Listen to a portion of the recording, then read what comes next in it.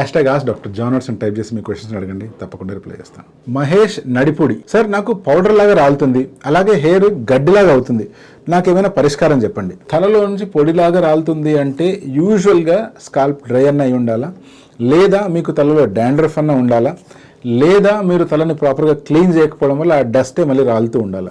ఏదైనా కావచ్చు.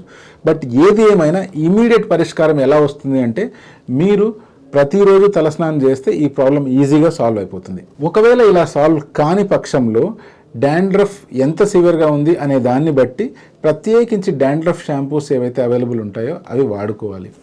అలా కూడా తగ్గనప్పుడు డెఫినెట్గా డాక్టర్ని కలిసి యాంటీ ఫంగల్ ట్రీట్మెంట్ స్టార్ట్ చేసి, అంటే ఓరల్గా ట్యాబ్లెట్స్ స్టార్ట్ చేసి, టాపికల్గా మళ్ళీ ఏమైనా లోషన్స్ అవసరం వస్తే అంటే కిటకొనలకు సంబంధించిన లోషన్స్ కానీ అది వాడుతూ పాటు డాండ్రఫ్ షాంపూస్ వాడినట్లయితే డెఫినెట్గా రిలీఫ్ ఉంటుంది. ఇప్పుడు మీరు అడిగిన రెండో పాయింట్ ఏంటంటే హెయిర్ అనేటువంటిది గడ్డిలాగా అయిపోతుంది అని.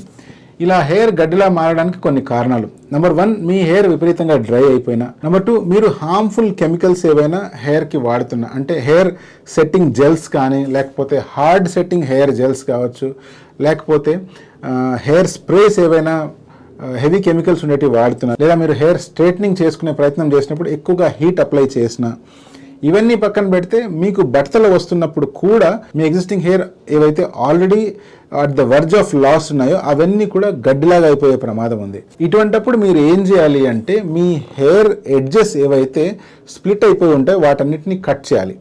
అంతేకాకుండా ఎక్కడెక్కడైతే ఇలా గడ్డిలా మారిందో అటువంటి హెయిర్కి ప్రత్యేకించి ఒక మంచి కండిషనర్ వాడాలి. హెయిర్ కండిషనర్ యూజువల్గా మనకు ఓవర్ ద కౌంటర్ దొరుకుతాయి, అది వాడి చూడండి.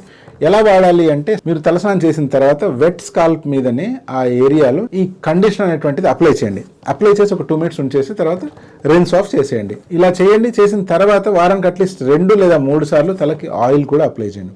ఇలా చేసినట్లయితే డెఫినెట్గా ఈ ఫ్రిజీ హెయిర్ లేదా గడ్డిలాగా మారుతున్న హెయిర్ కాస్త ఇంప్రూవ్ అవుతుంది.